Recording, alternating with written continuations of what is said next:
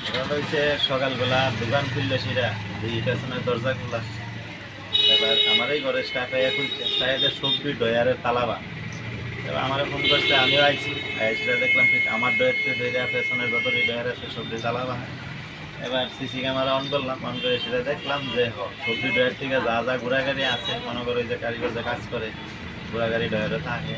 এরপরে মনে করো যে জারা জোড়ার যেটি আসলো এটা সব কাছে লইছে, লইয়া এটাও খুলছে। এটা খুললা সেই কিছু পাইছে না, অল্প কিছু ঘোরাগাড়ি যেটি পাইছে গোটা থেকে লইছে। লইয়া যাওয়ার সময় এই পেছনে যে আমরা ঘর জারা দিয়ে প্রথমে জারা জোড়া দিয়ে যে ছালিয়ে দিয়ে ভালো নয় গাতার গাতার ছালিয়ে দিয়ে নিচ্ছে। এবং ঘটনাটা হয়েছে ভোর 4:30 থেকে ক্যামেরা যেটা দেখলাম আর কি, 4:30 থেকে প্রায় 4:41 অব্দি, মানে এটা ভোরবেলার ঘটনা। দোকান থেকে থানার দূরত্বটা কতটুকু হবে? 100 মিটার হইতো না, এই তো থানা, এই যে আমার লেফট সাইডেই থানা। থানার সামনে যে সিসি ক্যামেরাগুলো আছে সেগুলো কি সচল আছে না? এটা যদিও জানি না, তবে আমরা পুলিশে তো বিষয়টা জানানো হয়েছে বা পুলিশ আয়েসিরা দেখতেও গেছে বিষয়টির সাথে, বাজার ব্যবসায়ীকেও আইসে বিষয়টি।